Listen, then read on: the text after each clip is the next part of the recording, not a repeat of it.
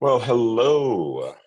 So today's question is one that I think bubbles up in various ways for us in various topics. Yeah, it pops up a lot. And yeah, and certainly it relates to a couple of very, uh, dare I say, mainstream or urgently pronounced topics these days. So the question for today is binary natural? Hmm. You And make me feel like a natural woman. I mean, according to that song, I think the debate is over.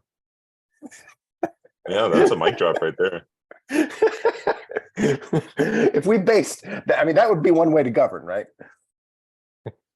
I like it. I like it. So as per the usual, I am Andy Swindler, one And of your faithful co-hosts for Totally Classic. and I am, as is typical, Brendan McNamara.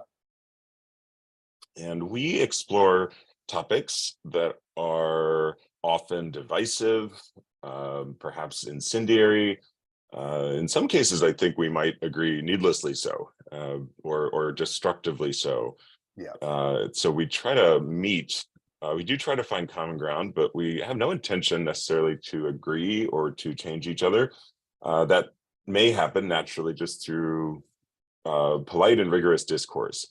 And we come at these from fairly different, social backgrounds and ideological backgrounds, and although we certainly have a lot of shared territory as well. And that's what we're going to get into today. Is binary natural? Mm. So I thought, first of all, it might just be helpful to list some binaries that are perhaps indisputable. Oh, interesting. Yeah. Um, so, one that occurs to me is just the nature of magnetism. Mm. Yep. Magnetic poles, right? Positive and Positive and negative. negative. Yeah. I would say like this is more sociological. And this is rooted very much in my family upbringing, speaking of backgrounds. Yes and no.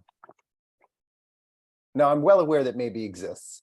I'm well aware that exceptions to all of these, but the principal binary of yes and no is, or yay and nay, is to me natural and in that I think it is inherent and necessary for all human governance, even self-governance, even from the smallest community to the largest one. I like that. It reminds me of a phrase: "There are no hell maybes." Yeah. I'm guilt. I'm like on a lifelong mission to get clearer yeses and nos, to actually sink more into those binaries, because I think Yeah. that is often a gift of kindness for myself and others, because I think that relates to boundaries and clarity, and clarity is kindness. So yeah, I feel like I too often have been in that wishy-washy middle space, because I do see possibilities and live in possibilities, and there's gifts in that. But when it comes to especially interacting with others, that crisp That's where, yes or that's no. where it's huge. Yeah. Yep. And for me, I mean, deeper down, the saying no thing has all of this attachment around not wanting to disappoint people and whatever. Yeah. But at the end of the day, it's like not standing up for my own sovereignty and actually projecting a lot onto them. That's one of the things I learned about like consent culture, is if I'm like assuming somebody, if I'm saying yes just because I don't want to hurt their feelings, I'm actually taking away some of their power, because I'm taking away the idea that they can deal with my no, and then maybe they would even have a say in that. Yeah, it's almost manipulating their data set. So then even their systems of appraisal. Well, yeah, and it causes people's systems of appraisal to malfunction. You know what I mean? Because if they detect a no and they're seeking consent, and they're like, because I think it's a no, and so I better check, and then it's a yes. That means they file away all the information that they're previously processing under yes. So they're like, when people scrunch their eyes up like this and lean back a little bit and tense up, you're like, oh, that doesn't mean no. It means yes, but it's just like they're just, they're just going through something. And so you're like, that can actually be really dangerous downstream or whatever. You know what I mean? Yeah, that's an Wow. interesting way to look at it. Well, one, it's so funny. I started making a list when you brought this topic, and I just was like, okay, binaries that I like and ones that I don't. But I just did yes Okay. or no. So I was ready for this part. But here, go ahead. It's your turn. That's we're so synced up. We accidentally Yeah. coordinated. I love it. Yeah. Um, and so it's funny. You mentioned I think something similar in the pre talk, but I was just thinking left and right, Yep. especially in the context of human anatomy. And Yep. I fully recognize not everybody has a left and a right, say hand or feet. Yep. But as we were discussing, that's, I don't know, pretty indisputably part of the human blueprint, that the design is to have a left and a right. Yeah. Yeah. Well, and up and down would be very similar. And these are again, this actually already starts to get to, I think, one of the things I think people misapprehend about binaries is that binaries, you got to be careful, right? The all binaries are absolute is a sentence I would hesitate to utter, meaning that our perception of binaries can be malleable. Or if someone was saying, well, if there's only, let's say, up and down, then that's all you can say. You know what I mean? Then it gets like, well, there's only north, there's only south, there's only east, there's only west. When we know, of course, northwest helps you navigate, but you're navigating via two binaries, right? Or in that case, you're like, well, that's four. That's not like, well, but it is kind of, I think operationally our brains look at it as sort of two binaries. Up, down is like that, left, right, and that, you know what I mean? You're like head a little bit right. And you're like, oh, what, see? Which I think actually already groups towards what I think, again, I'm a huge binary fan. I think they're natural and I think they're supernatural. So, but I think largely binaries come from almost any like graphical distribution on a line of like how things play out, right? Is things tend to cluster in a couple areas and you go, oh, okay, well, there seems to be a narrow line in the middle, bulk over here, bulk over here.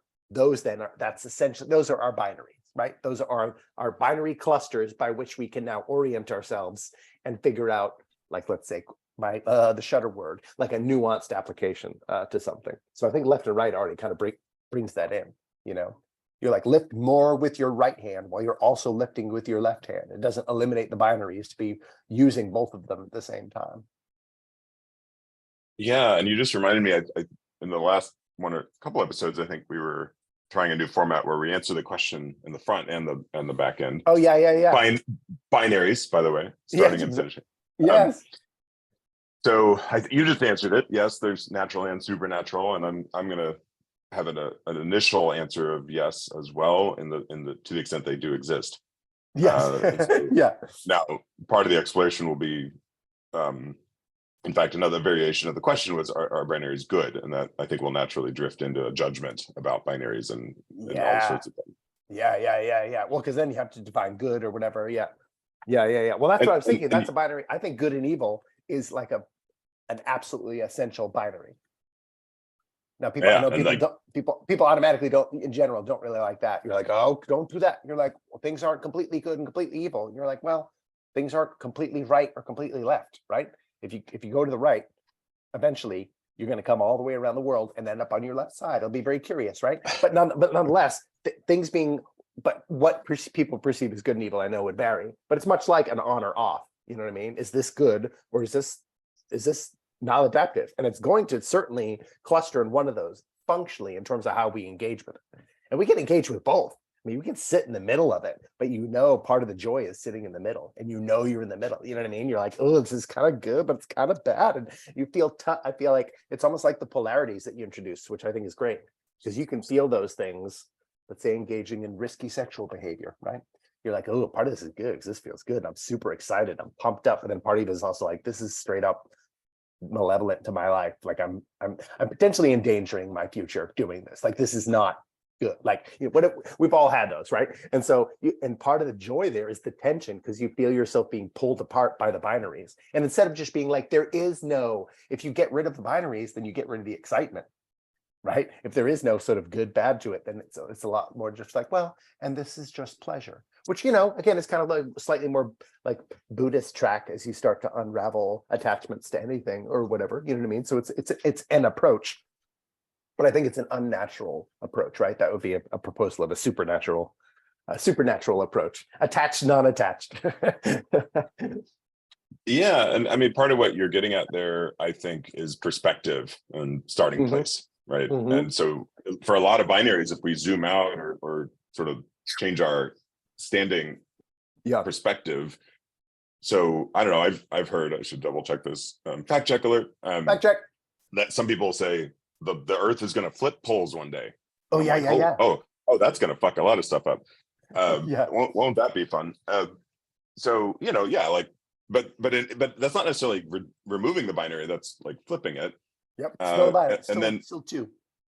to your point, getting into these binaries of good and evil. Yeah, I would admit that exists. But all of a sudden, it's like, oh my god, we have to unpack the definitions of those. There's all this Yeah. context that suddenly becomes important. And you're Yeah. reminding me, my father was a philosophy professor for Oh yeah. decades, and I remember when I went into business as an entrepreneur, and I just asked him about ethics, and because he taught ethics, and it was just funny. His reaction was like, "I've raised you well. I've taught you everything you need to know." It was that kind of thing. And I'm like, I'm done. which Yeah. kind of leaves me with, "Gee, every decision I make must be ethical." I'm like, well, that's obviously not true. Yeah. Um, You weren't listening. but one thing he said that stuck with me was that every complex decision can be boiled down to a series of tiny binaries. Like when you really Yeah. drill down all the way down, I think this is how your mind tends to work logically. Like when Absolutely. you Yeah. really send it all the way down to the tiniest little level, Yeah. then and basically atomize it, break it into Yeah. all these tiny little, like, good or bad, decision points. Yeah. Then the ethics become more clear, and we can lay those out and say, okay, now we can look at this. But when we stay at this for a lot of these, especially complex social issues, when we just tend to hover at this high level layer, and especially when we add in the limitations of social media and just people's emotional maturity, it's just like a mess. Yeah. Then you tend Yeah. to gravitate towards the binary of this group versus that group, which I feel like that's a natural. That's natural. That's a natural binary, in group, out group. Yes. But I don't think its utility varies based on scenario. Yeah, I think it's so funny, by the way. Listen, because I know God, so that I'm like, it's very funny to me that God placed you in a house where your dad believed that thing, and then had a computer put you and me together as freshman year roommates with someone else who thinks the same particular way. And I can't say I've encountered many people who've like talk about the world the way I do. So the fact that your dad and I are both like, yeah.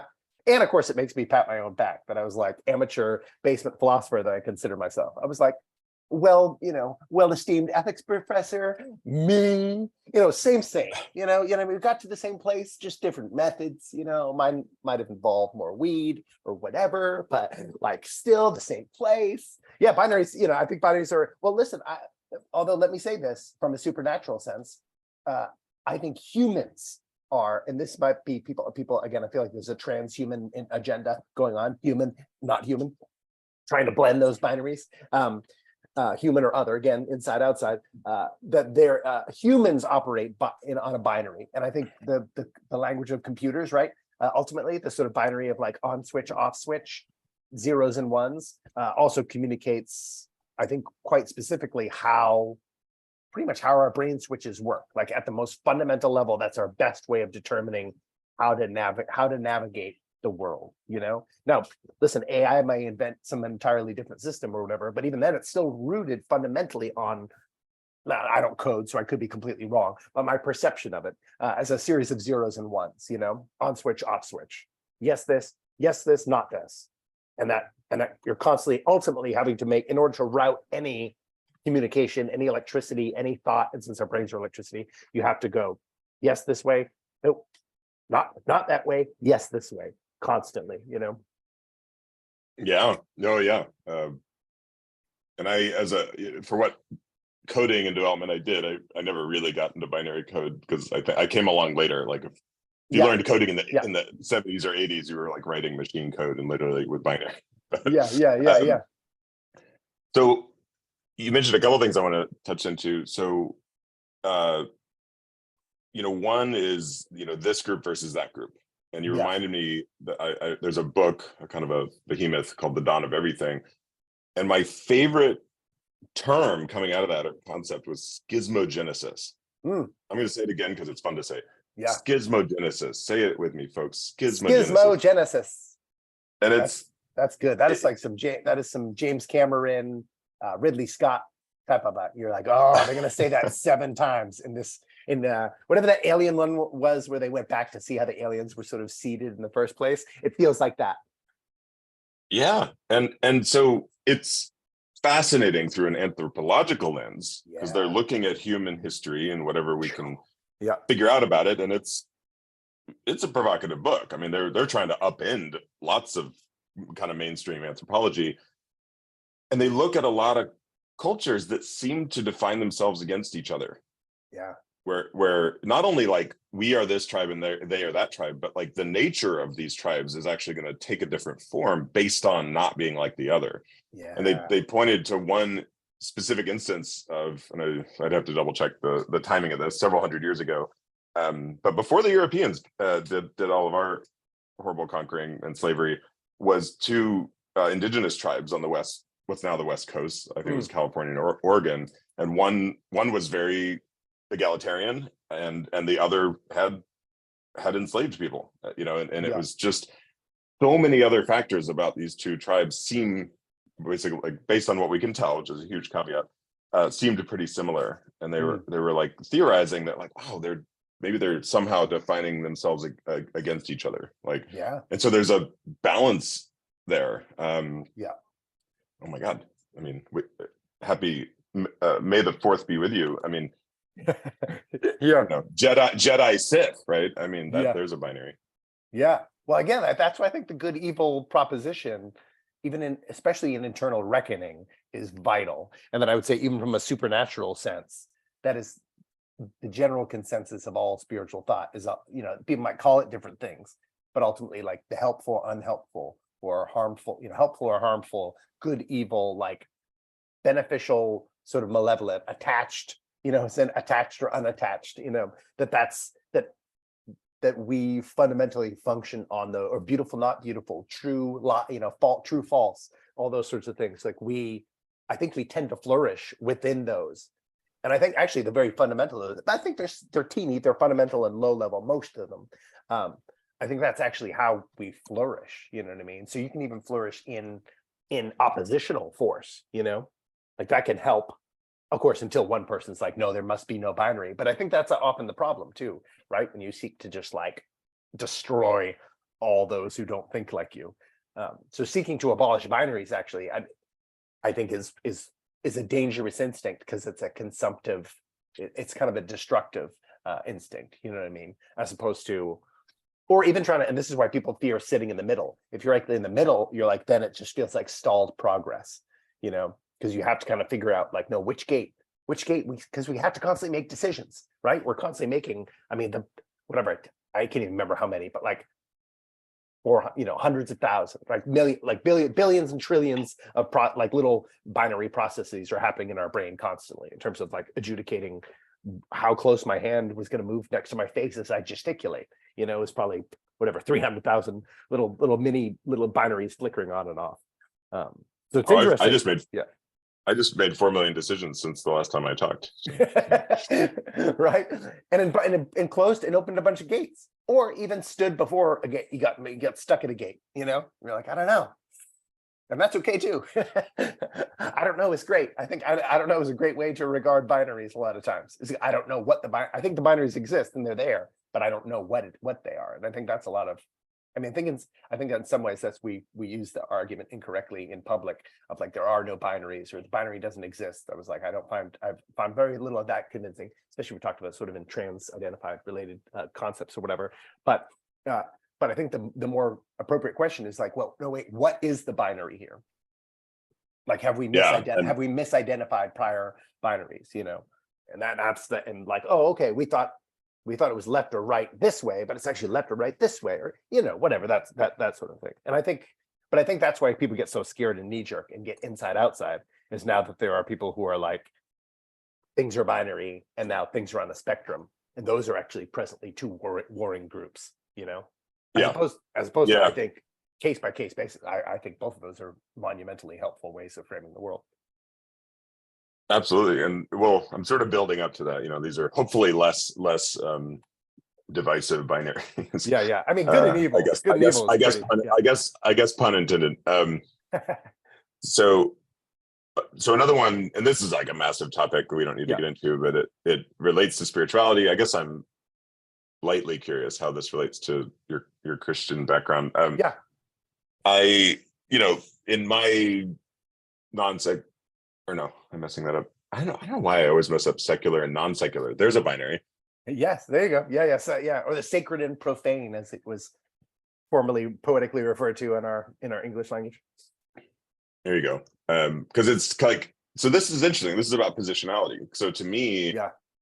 like secular, like I almost want to, it like makes more logical sense to have a term like non-religious or non-Christian or something. Because to me, that feels Yeah. like the main position. So to Yeah. have a whole word that defines me as secular seems odd. Um, Yeah. so I don't know. It's funny. Like I thought I'd train myself out of it, but here I am, recorded for all posterity. Messing up that binary. But in more secular or spiritual, non-organized religious spaces, you'll see this term come up as duality or non-duality.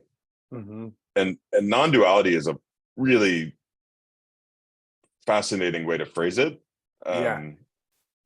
Potentially the wrong way to phrase it, because it's anytime you add non or anti in front of Yeah. anything, you Yeah. are creating a binary. Yes. So Yeah. you're Yeah. like Yeah. you're adding a binary. So duality is a binary. It's this or that, right? There's two things. Yeah. And then you add non, and the idea there is attempting to express the spiritual, or perhaps even scientifically validated in the context of like quantum physics, the idea that everything is connected, Yeah. that we are one. And yeah, that's like some lovey-dovey hippie stuff, and Yeah. I believe it's true at an energetic level. Like we are Yeah. connected, we are one, we do need each other, we're interdependent. um so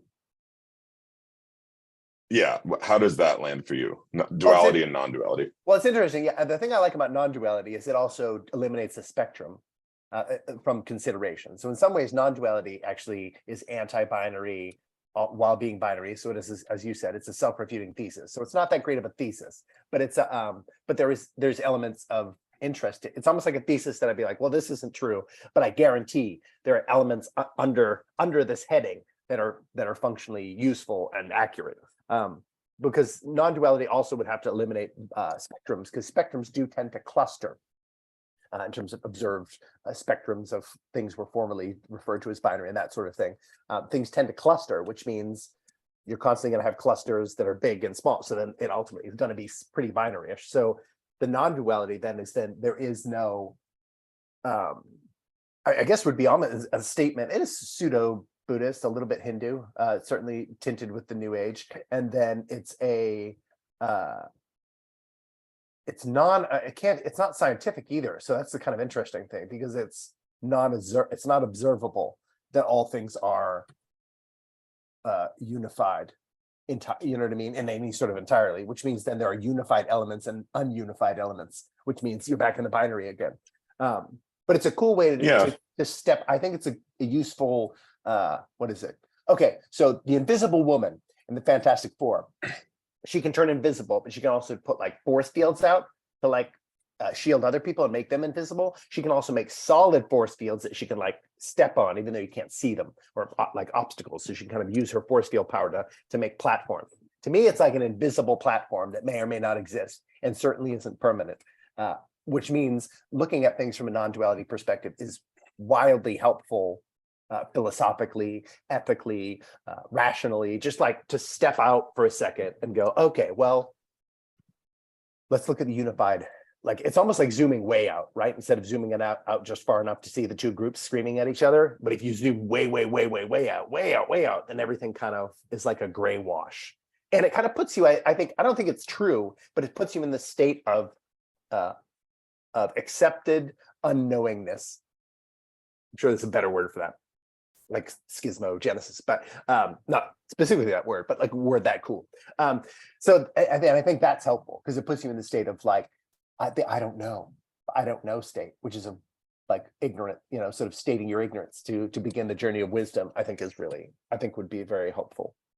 But it's not helpful in terms of like ethics in any way, shape, or form, or progress in any way, shape, or form, because then everything is the same as everything else ultimately. So me shooting my neighbor in the head is the same as me making a bowl of cereal. And again, for deep philosophies of non-attachment, and plenty of people believe that. I don't know how many, but there are probably millions, whatever, or hundreds of thousands around the world who are like, yes, I cleave to that, and that essentially none of this. But it's also nothing really matters. It's kind of it's almost a non-duality is almost sort of an ultimate secular, I think, arrival point, meaning that all things are random chance. You know what I mean? The fact that your brain is fizzing into thinking it's an ethical creation is just from random chance. The universe created by random chance. Everything's random chance. So there's no like is or isn't really. This is all just like stuff that happened, So that's kind of how that swoops through my brain. Yeah, no, I think you're right. And certainly I've been in all kinds of settings and even facilitate settings where we can get into that outside of ourselves. Yeah. And feel and see, maybe zoom out, or at least imagine, we have this incredible power of imagination. So we can actually leave ourselves and see other things and sense things. And so I think that's all true. And we are still rooted in this tangible, physical, 3D linear time reality. As far as I can tell, I haven't found a way out of that. Anybody who thinks that's interesting or is capable of doing that pretty much always comes back here. And there's benefit to that. Taking a scoop of that, I think, to your point of, wow, that's how we can actually, develop hopefully more empathy and compassion. I mean, to me, that's the nature of love, that it is this force that connects all of us. And so I think it's like zooming out and taking a scoop of that love. So hopefully the next time I'm in heavy traffic and people are cutting me off, I can stay there. Yes. I just saw a meme this morning. This was funny. It was like picture of, I don't know, some dude like meditating, and it was like me coming back to my healer energy after being after yelling at somebody in traffic. I'm like, yep, there it is. There you go. Well, yeah, if you could zoom out, right? If you could bird's eye, throw up a drone, maybe this is the future of automated driving. Be able to fly a drone up and check traffic in real time. Everyone's drones will be flying around. If you could do that and zoom out in traffic, often you'd be able to see like, oh my gosh, how little does it matter that person cut in front of me? Because look at all this thousands and thousands of little insects. You know what I mean? You're like, do ants do this when they get in front of each other? Are they like, come on, I was next. Didn't you smell my pheromones? I was following they all just cluster and bump into each other. That was my clump of dirt. What? Yeah. And who knows? Maybe they do. I don't know. I don't live with ants. So, I mean, if Woody Allen played an ant in the easily, hopefully forgettable film Ants, then neuroses are applicable amongst the ant kingdom. But I don't know if DreamWorks animation is necessarily the basis for our understanding of self. But it does help. Yeah, I think you mean Queendom. Queendom. There you go. So like to step in and out though is helpful. But this is also the danger of applying as finite binary creatures. Sort of unified theory means that heterodoxy it's a fundamental, it leads to fundamental, like gross fundamentalism, because then it means either everything's meaningless, in which case like we have nothing to say, nothing to do about anything. If we just like decided today to just lie our face on the ground and turn into bubbly ooze over a time of necrosis, then that's as helpful as looking for someone who needs protection, or you know what I mean? It's like it's all meaningless. Or it says ultimately, like anytime you're outside of the duality, which means it has to be unified. If we're all one, then anyone who is not working ant-like towards the best of the one gets destroyed, right? I mean, we see this happen in the animal kingdom or insect kingdom, right? That if ultimately, like if a worker is maimed enough as to be useless, they're either abandoned or consumed. It becomes like the Borg, right? All must be integrated. And so if you're not working towards the sort of unified, the oneness, then you either need to be eliminated, or sort of what's the word? So I don't know, integrated is too soft of a word. You need to be forcibly integrated. Assimilated. Assimilated, thank you. I was trying to think of the Borg. Well, yeah, what's the Borg word? Assimilate or yes, you will die. be assimilated. And I think, that basically relates to the concept of ego. And it's funny, I just was rewatching Guardians of the Galaxy 2 yesterday, which I think is a beautiful way to explore the nature of ego. Yeah, And the living planet. yeah, like that's what is ego, right? It's I, Yeah. of course, and it's Yeah. it's inherently binary and separate. I versus basically everything else. Yeah. And I mean, my philosophy is like, we're in the human form, we have ego. A lot of practices want to reduce that. I don't think there's anything wrong with that. Maybe kill it. I'm not sure I believe that's possible, or even useful. Like, and in fact, I've learned a practice where the ego is more just neutrally defined as like the part that helps us make those millions of decisions you're talking about and navigate the world. Yep. And yet I like that movie because it basically does speak to the nature of the ego is already basically to assume like, well, I'm all that exists in some way, because I'm truly everything else. I have to kind of filter through all sorts of perceptors, and we're essentially like hallucinating our reality, right? I mean, everything we take for granted, like the sound of your voice in the English language, I'm like, well, that's just a bunch of weird vibrations that my brain is making sense out of. I am Groot. So this idea that, yes, I think it is good to keep the ego in check, because you've got 8 billion egos that all want to be the only ego and take over everything, which is one probably natural characteristic of ego.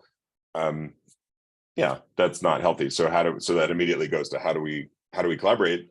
I mean, I've been in environments where we've done a good job really creating a oneness and a sense of, wow, we're going to show up and we're going to like basically be in a sense of attunement, right? Yeah. And then the challenge in those environments sometimes is like, we never do anything, right? We never actually make a decision. Sure. Yeah. Like, go do anything. Yeah. So it is a balance. Great team, not effective. Yeah. Right. Yeah. And so I, that's funny. I guess I'll announce it here. I'm recently engaged. Yay. And we'll have to make sure we do the social media post before this gets uploaded. So, and I had no idea, I'm a fan of words, and I had no idea there's 2 spellings of fiance as a word. I didn't know. And so I guess the ladies get an extra E. Or no, that's not true. Well, it depends on your perspective. So when I say she's my fiance, I use an extra E to describe her. Mm-hmm. I think.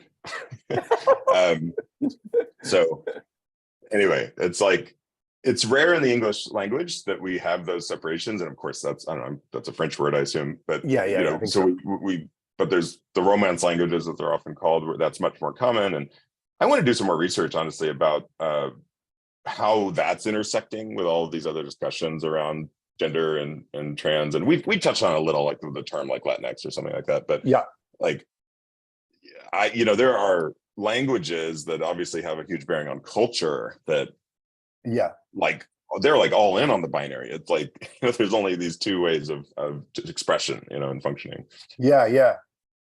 Well, I think, because again, I think it's this is to do with unification, stability, agreed upon. Again, this is the whole thing of like, ego relates to it too, whereas ego can sort of draw you into the realm of subjective reality, but shared reality can't really function on purely subjective reality, because you need to coordinate realities with other units, so that sort of, and I think that's where I think it's fascinating too, when people, so then there are entire people groups, anybody really, most of the Romance languages are rooted in like masculine and feminine nouns, nouns especially, right? So then that's a shared reality that unifies, that is the sort of the unity structure. So in some ways, it's like that even speaks to our comfort with binaries, but our discomfort with binaries of this way and that way. So let's say, people who don't masculinize or feminize their nouns, I would assume even people who, because I didn't grow up speaking a language that had feminized or masculine in terms of using gender that way, gender as relates to like semantics, or sort of, the broad range of semantics, etymology, etc. That I've often wondered if those inclinations are so ingrained that it doesn't carry over. Like as a person who speaks Spanish starts speaking English, do they still think of certain nouns as like, does it have a feminine aspect or a masculine aspect to them simply because of those gender associations? Or is that so fundamental that you really don't necessarily cross consider those, like a dog, right? El perro. So like, is a dog you're like, well, I mean, there are women dogs, so and you wouldn't immediately call them a puta, but you would you do those things still carry over? Like, do dogs male and female have a slightly like masculine association, like a boy and his dog, a man's best friend? Like we have those associations in our culture, and I can say that neutral about dogs because I have neither affection nor disaffection or whatever for them. But it is fast. And then you can see how people would get very upset again if you try to upend the entire structure of their understanding of the world and language. Because then it's very interesting. I think what's interesting, it puts a new binary that perhaps they weren't acknowledging existed, of an outside force coming in and saying, guess what? You're an other. You know what I mean? And you need to do it this way. It's this way versus that way. It puts a new binary in, whereas you're like, well, I wasn't even looking at this as a binary the way we do things. This is just how we do things. And it's never been adversarial, and it's never been adversarial before in human history. I mean, listen, in my lifetime, I shouldn't say in human history, where people have come in and been like, this gender aspect of your language is kind of on a binary, is good and bad, or there's another way that's in opposition. Like you were talking about people growing up in oppositional forces. It was never oppositional. This is like Latinx was the first time I ever heard anyone having a problem with gendered language. I was like, that's not the way you do it. You know what I mean? Because that's essentially what Latinx did, right? It was like, no, you can't do it. Like you shouldn't be doing it that way, which is really interesting. I can say, which you've been doing for thousands of years. Yeah, forever. I'm sure it involved both, all naturally in some way or another. In terms of your like sky, whatever, sky, earth, sky. You separate things by elements, and there's mother and father is the essential building block of the family or the human race. So then you're just like, that was just an early way to go, okay, what things are more mother, what things are more father, and then you just start, for whatever reason, having those associations. Yeah.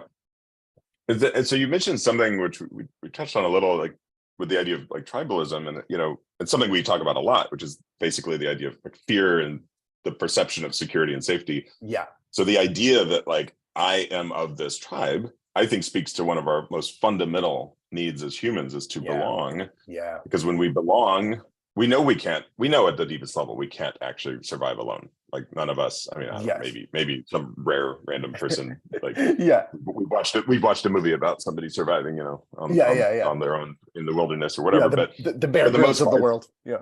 Yeah. For the most part, we need each other. We're interdependent fundamentally as a species. Yeah. We're designed by design. And so that idea of tribalism, I think, comes at least in part from a sense of, well, that makes me feel safe and secure. Mm-hmm. And when we zoom out, tribalism actually creates less stability more broadly, because that's eventually leads to wars and all manner of things. So let's loop back to that. But one that occurred to me. So I am a cyclist. That's my main exercise. And thankfully, many years ago, a couple decades ago, my brother introduced me to the idea of clipless pedals, which in and of itself, as we're exploring the language of binaries, is even a fascinating term, because for those who don't know, there's just normal bike pedals, like where you just have flat and you're not like connected to the bike at all. Yeah. And then there's the ones that have the front toe clips where you kind of just slide your shoes into big baskets, or they're called clips. And then clipless are actually where the most clicked in. because Mm. it's an actual cleat on the bottom of your shoe that Oh, yeah, yeah, yeah. mechanically attaches. So it's always been a funny phrase to me, like who came up with clipless? Because Yeah, it's defining really a different mechanism yeah, as the antithesis to the clip when yeah. they almost have nothing to do with each other. And in fact, I would argue it's the most clipped in. It's It the is. most Yeah, connected. yeah, yeah. So it's like what I don't know. It's like these terms. Some of these. Sometimes we have to just pick apart the terminology and be like, how the hell did that happen? Yeah. And then, but there's something really fascinating about it because you might argue on a bike pedal that there's you're either pedaling or you're not with each foot, and that's the case if you're just on flat pedals. And Sure. that's the whole argument for clipless pedals is you actually get a 360 motion. You're Yep. actually able to pull up. So Yep. as one pedal's going down, you're pulling up with the other. So Sure. the theory, and it takes practice, and so I don't always do it well, is to have basically twice as much power if you're doing Yeah, it that makes right, sense. because Yep. you're actually getting the full cycle instead of just only when you push down on the pedal. So I was just like, oh my God, there's like a whole bunch of binaries in there. So I thought that was kind of fun to explore. That is Um, fascinating. and then I just sent you this article from Forbes. Female leaders are better. Uh, and we don't need to sink too deeply into it. Maybe we can toss it on the Tumblr, or people. It's probably not too hard to find. But when I see things like this, I celebrate it. I'm like, yeah, it's still part of what the article pointed out is like we've only just reached 10% female representation of leadership in the Fortune Yeah. 500. It's I don't know how true this still is, but years ago I remember there were more hearing anecdotally there were more CEOs named John than there were women in the Fortune 500. It Yeah. wouldn't surprise me at all. So that's progress, and I celebrate that. And yet I'm also always wondering, how much of this is nature or nurture. You know, Mm. any group that is excelling, that's coming out of oppression in one way or another, to what extent has that been actually formed or motivated by the oppression itself? And Hmm. I often wonder about that. I don't know. Sometimes I will say cheekily, like all nonconformists wear black, or Yeah. I don't know. We've talked a little bit. I don't consider myself particularly stylish, but I kind of, I don't know. Just if you look at me, I'm guessing walking down the street, you're just like, okay, middle-aged dude wear, like whatever. Just I'm not that concerned about it. Yeah. We talked a few times. You're a much more flamboyant dresser, arguably pulling from what many people would probably determine as not exclusively male, whatever that means for fashion. Yeah. Um, and so in that way, I sometimes wonder when people are expressing themselves Mhm. with hair color or clothes or whatever, like to what it's often lifted up as like, that's pure expression, that's natural expression, and I'm Yeah. still wondering always, okay, but how much of that is actually based on, at least subconsciously, a contrast to the Hmm. dominant expression, and therefore is also deeply, deeply motivated by the dominant expression.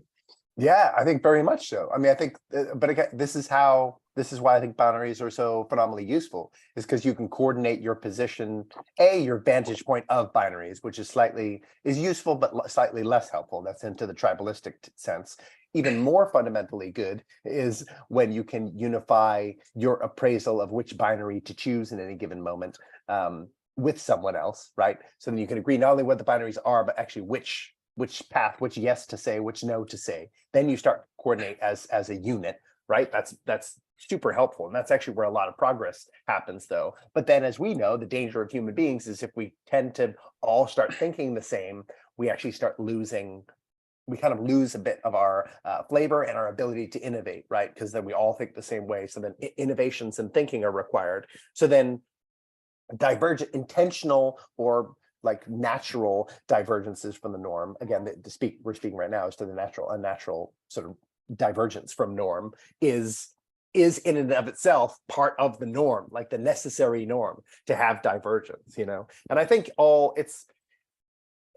you would need to be neurologically divergent to quite a significant degree to not have some degree of oppositional force in the way that you manifest in the world. If you manifest like to any degree notably differently, right? And that could be if you're in a flamboyant community and you dress in t-shirt and jeans, then you're doing the same thing. You know what I mean? So you can actually manifest the same behavior in different modes and provoke a different response to the communal sort of, I would say, much more relativistic or malleable binary. But again, it's super helpful. You know what I mean? I think that's in the binary of useful, not useful. I think that's generally a useful instinct. It can also be Yeah. the opposite of useful, depending on how divergent from the binary. You know what I mean? If you have a culture that thinks murder is wrong, and you're someone who like regularly goes out and murders people, then we're kind of like, oh, that's too far past, the grouping. As we zoom out, we're like, yeah, you're way past the edge of our binary of good and evil. Like, you can't keep doing that. You can't just keep murdering people who don't want to be murdered. But generally, within the framework, ultimately, you're still kind of within the binary. Funnily enough, you're in the binary of like acceptable, not acceptable, right? There's all these, again, this is the intersectional aspect, right? There's so many overlapping binaries for any manifestation we might wish to project in the world, So I consider myself well within the acceptable. I'm wearing, both women's bottoms, and a shirt and pants are both women's clothing. And to some people, it's a little like off-putting or endangering or whatever, but I'm still, very comfortably sort of within the binary of sort of acceptable, not acceptable, But if I had like flaming nipple tassels or whatever at the Whole Foods, I probably, like, at that point I would be pushing in oppositional force past that. But opposition's always there, man. And it's interesting. I know that kind of took us far afield from the women leaders thing, and that's a different idea too. Is that oppression creates, or like you're talking about enmity between groups, or even oppression creates innovation. Pressure creates innovation. So you wonder, like, would women be as good leaders if they were more than 10%? If women were 50%, are they just going to get worse as leaders by that metric? It's an interesting quandary to consider. And I think they would. Yeah. I think pressure creates, no, certain pressure can destroy us, but a certain degree of pressure can actually is very helpful. Like, I think bullying is helpful and good. Like, I don't think bullying is just like bad. You know what I mean? You can zoom in, you can binary every individual bullying experience as harmful or helpful, or zoom into the results of it, being harmful and helpful. But like, likewise, yeah, oppression can be actually monumentally beneficial, while at the same time still being something that needs to be abolished if we've, hopefully, as a species or a person, learned everything we need to learn from it. Yeah, that one of my mentors years ago was talking about specifically in the context of racism, that we actually need to eventually have an equality of mediocrity. Like Obama's a good example, and Yeah. we could have a long discussion about good or bad president, policies, whatever, but I think he was held to a higher standard than a lot of other presidents because he was a Black man.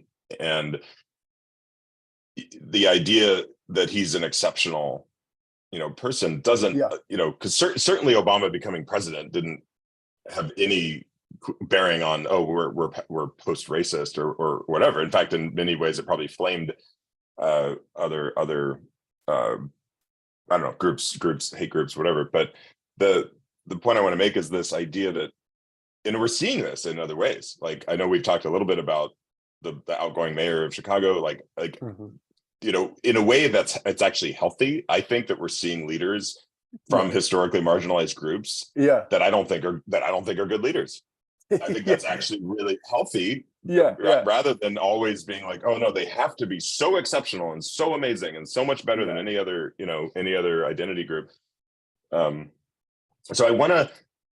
I know we just have a little more time, and this is maybe saving the biggest, most controversial thing for the end. We'll see. Maybe it warrants a part two, but it's one we've also traversed in other ways. But the human binary of, let's say, sperm and ova, is one I believe we agree on at the most fundamental level. Gamete production. That's what's needed to create human life. Lots of other forms of life, of course.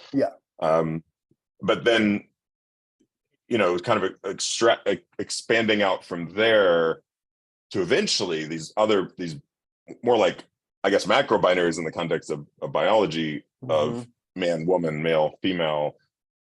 And then, one observation I have is I feel like there are more folks who are trans, which means flipping binaries Mm. or kind of embracing the other binary rather than non-binary or gender fluid. Mhm. And I don't know, I should look up the data on that, although I can't imagine there's any data that's totally accurate because That's that's such a comprehensive at this point. Yeah, yeah, it's pretty nascent. Yeah.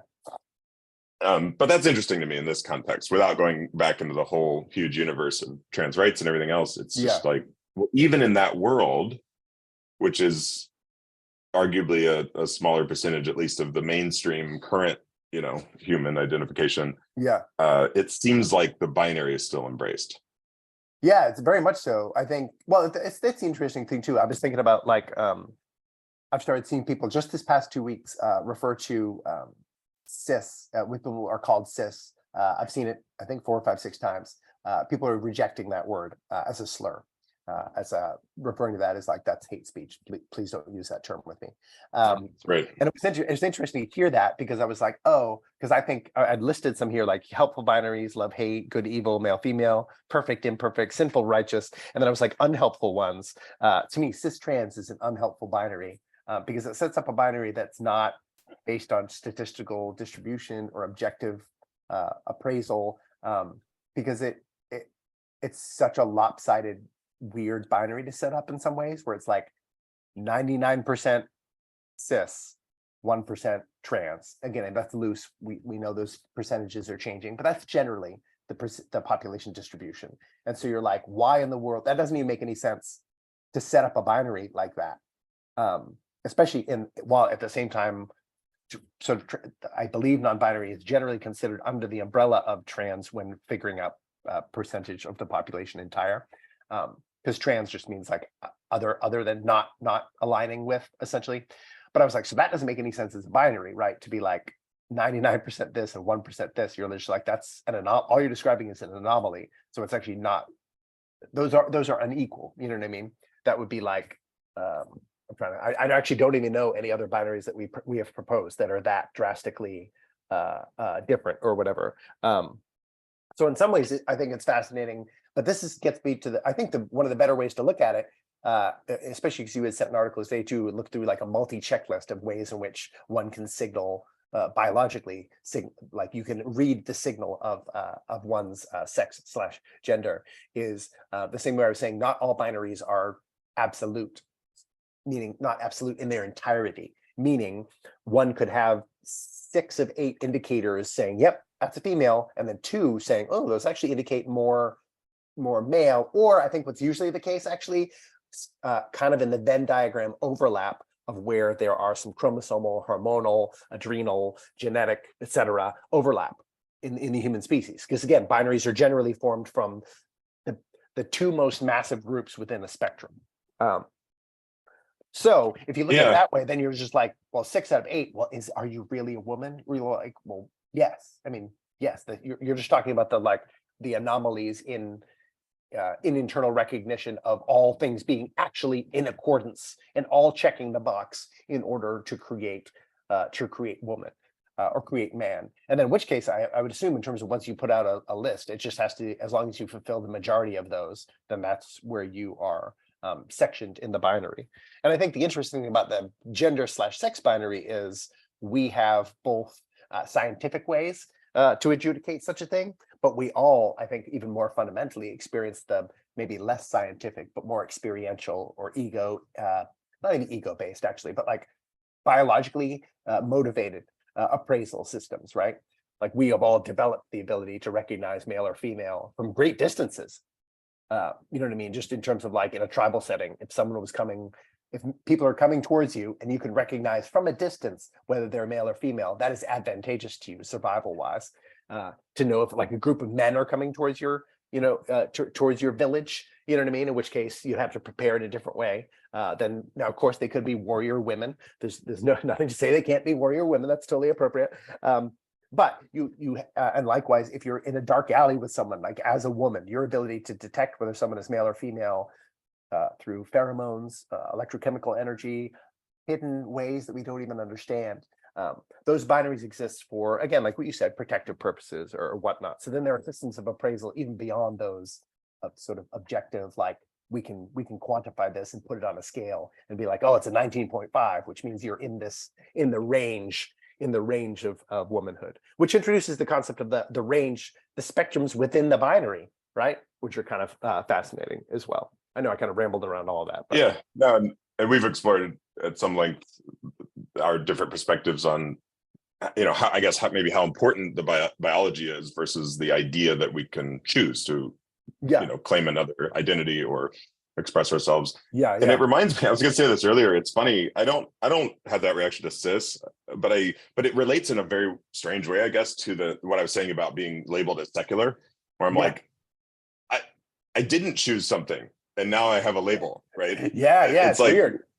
It's like, that's weird. So I get that. Especially for something like that too, which is, I mean, I think it's very hard to I think there are very few people who are secular. I guess those would be like sort of like biological determinists and moral relativists, I suppose.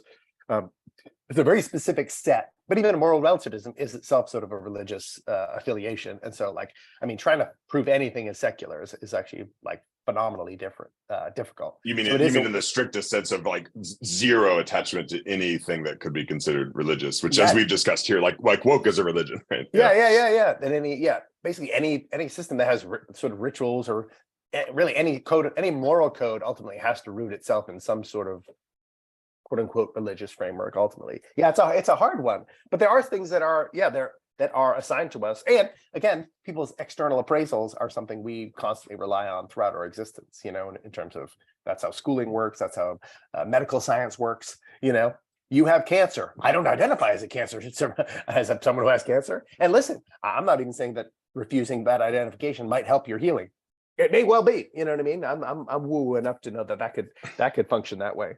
But it's talking so much of the stuff we're talking about, right? Is like how important binaries are in coordinate reality. And I think actually that's why people are so flipped out. The trans thing gets people so upset. Is actually, it has very little to do with people's personal choice and that sort of, not too little to do, but very little to do with that, and more to do with, like, I think, like objective versus subjective reality, essentially, where people are like, we need to value subjective reality to a higher degree than we are within our coordinate units. And other people are like, that's the last thing we do right now. Like, there's too much danger. Whatever. I think in both cases it says like, oh, you're provoking my internal sense of danger, and the other people are like, you're endangering the collective, right? You're the oneness. You're stepping out of the oneness so far, and you're starting to say that you're stepping out of the 99% is actually as real as what everyone else is experiencing, and people are kind of like, well, that's disruptive. It's disruptive to our sort of coordinate identity. So then again, in the ant thing, it's like, oh no, this is why I think some cases it can get rapacious. I haven't seen it, but I'm assuming it does. It's a little bit like, we have to destroy you.